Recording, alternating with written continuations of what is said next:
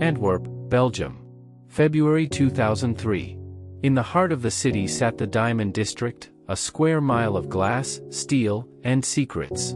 Here, behind discreet facades and heavy locks, the world's most precious stones were traded, polished, and stored. Security was legendary. Vaults were built like bunkers, sealed with advanced locks, magnetic sensors, motion detectors. Even seismic alarms that could detect drilling through concrete. To breach them was unthinkable. To escape with a fortune was impossible.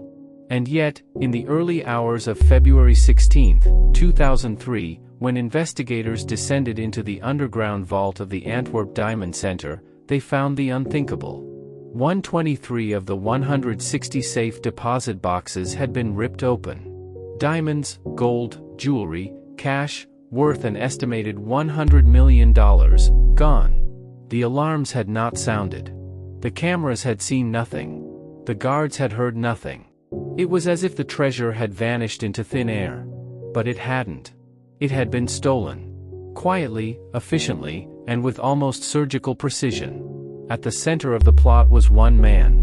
Leonardo Notarbartolo, an Italian thief who looked more like a businessman than a criminal. For months, he had lived inside the district. Shaking hands, sipping coffee with traders, studying every detail of the building he planned to rob. The newspapers would call it the heist of the century. This is the story of how the School of Turin, a gang of Italian master thieves, broke into the most secure vault in the world, and how betrayal, not technology, finally brought them down. Leonardo Notarbartolo was not the kind of thief who carried a gun. He was the kind who carried a story, a disguise, a role. Born in Italy, he had spent decades in the shadows of Europe's underworld. His specialty was deception. He could be a jeweler, an importer, a businessman. He could slip into conversations, win trust, and walk away with knowledge more valuable than any weapon. By 2000, he had become fascinated by Antwerp. The Diamond District wasn't just another target, it was the crown jewel of the criminal imagination. Nearly 80% of the world's rough diamonds passed through its vaults. At the heart of it all was the Antwerp Diamond Center. And beneath it, 25 feet underground, was the vault. The vault was a fortress. Steel walls 2 feet thick. A door with 100 million possible combinations. Infrared motion detectors. Magnetic fields designed to detect tampering. Seismic alarms sensitive enough to hear drilling. 24-hour video surveillance. To the diamond traders, this vault was invincible. To Leonardo, it was a challenge. He began by infiltrating. He rented an office inside the Diamond Center under the guise of a diamond dealer. He paid his rent on time. He chatted with other traders. He became part of the daily rhythm. Every visit gave him something. The way guards rotated, the timing of the cleaning staff, the angle of a camera, the sound of a lock clicking shut. But Leonardo knew one thing: no matter how sharp his eyes, this job required a team. Back in Turin, he began assembling one. They were called the School of Turin, not because they were teachers, but because they were craftsmen. Each a master in his field. Leonardo would lead them. But to breach Antwerp, he needed the locksmith, the alarm specialist, the electrician, and the man who could open safes with the delicacy of a surgeon. The plan was taking shape. The impossible was about to become possible. Every great heist is only as strong as the men behind it. Leonardo's team was a hand-picked group of specialists.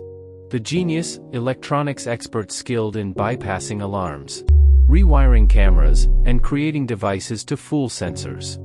His hands could outsmart technology designed to protect billions. The monster, locksmith and muscle. A giant of a man, but with surprising delicacy when it came to locks. He could force a door if needed, but more often, he picked them quietly, leaving no trace.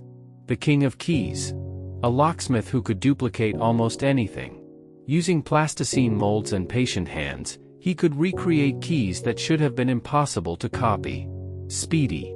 The driver calm under pressure, he could move diamonds or people out of the district in minutes, slipping through side streets and alleyways. Each had been brought in because of reputation, loyalty, and necessity. They met in apartments in Turin, sketching blueprints, studying photos. Leonardo provided the inside knowledge, the vault security, the rhythms of the guards, even where the cameras could and could not see. Together, they rehearsed. Again and again, they tested solutions: foil to trick infrared sensors, hairspray to blind cameras, wooden replicas to mimic the vault's key. This wasn't going to be brute force. This was going to be precision. And as February 2003 approached, the crew was ready.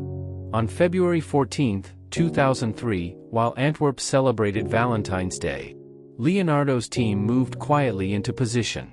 The vault was 25 feet underground.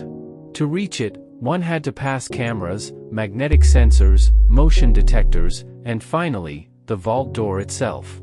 The thieves knew every weakness. They used black plastic bags to cover security cameras. They applied hairspray to the heat sensors, fogging their ability to detect human presence. They carefully disabled the magnetic field sensors without triggering the alarm. The genius had built devices that could trick the system into thinking everything was normal. Wires rerouted signals, sensors reported silence, and cameras stared blindly at plastic. When they finally reached the vault door, the king of keys stepped forward. From plasticine impressions, he had crafted a perfect replica of the key. The lock turned. The door opened. Inside, they faced rows of safe deposit boxes, each one heavy, locked, and waiting. The School of Turin went to work. For hours, in total silence, they drilled, pried, and picked. Box after box fell open.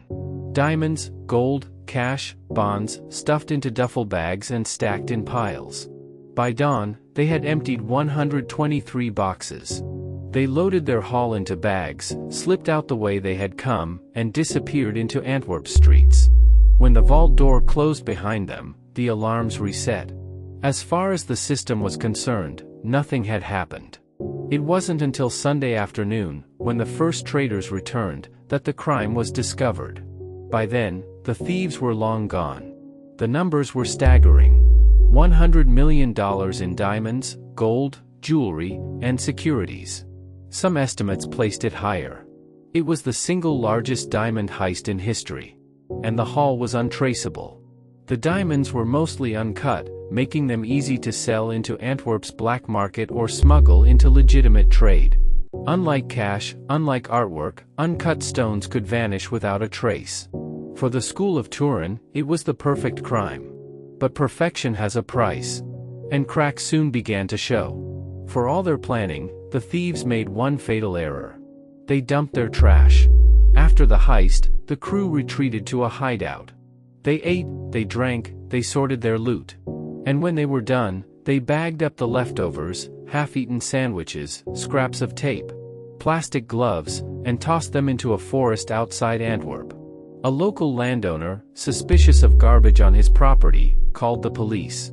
Inside the bags, investigators found DNA, receipts, and crucially, a half-burned envelope addressed to Leonardo Notarbartolo. The perfect crime now had a name. Belgian police launched one of the largest manhunts in their history. Leonardo was arrested, along with several members of his crew. Evidence from the trash tied them to the crime: fingerprints, DNA, even the plasticine used for the vault's key. In court, Leonardo admitted to being part of the heist, but he claimed he was only hired as a fall guy. According to his story, a shadowy diamond dealer had orchestrated the robbery and needed someone to take the blame. Whether true or not, the diamonds were never recovered. Of the $100 million haul, almost nothing was found. The School of Turin went to prison. But the treasure they had stolen simply vanished. The Antwerp Diamond Heist was quickly dubbed the heist of the century. Not just for the value stolen, but for the elegance. No guns. No violence. No alarms. Just patience, precision, and trust in the plan. To this day, investigators believe it could not have happened without inside help. Someone within the district, perhaps a trader, perhaps a guard, must have opened doors or provided codes. The betrayal that followed, Leonardo's arrest, the capture of his men, showed that no matter how strong the plan, humans are always the weakest link. But the diamonds? they remain missing. Some believe they were sold through Antwerp's black market. Others think they were smuggled to Italy, or even Russia. Wherever they are likely cut, polished, and worn on fingers across the world, their origin forever erased. The School of Turin dreamed of the perfect crime. And in many ways, they succeeded. The vault was breached. The treasure stolen. The alarms silenced. Only betrayal stopped them. Today, the Antwerp Diamond Center vault is remembered not for the security it promised, but for the night it was defeated. The School of Turin's fingerprints are long gone, their prison sentences served. But the diamonds, worth $100 million, have never resurfaced. The lesson is chilling: no system is unbreakable. No vault is truly secure. And sometimes, the greatest danger isn't technology failing, but trust misplaced. The heist of the century was not just a theft. It was a revelation. And in Antwerp's quiet diamond district, the shadows still whisper about the night the vault opened without a sound.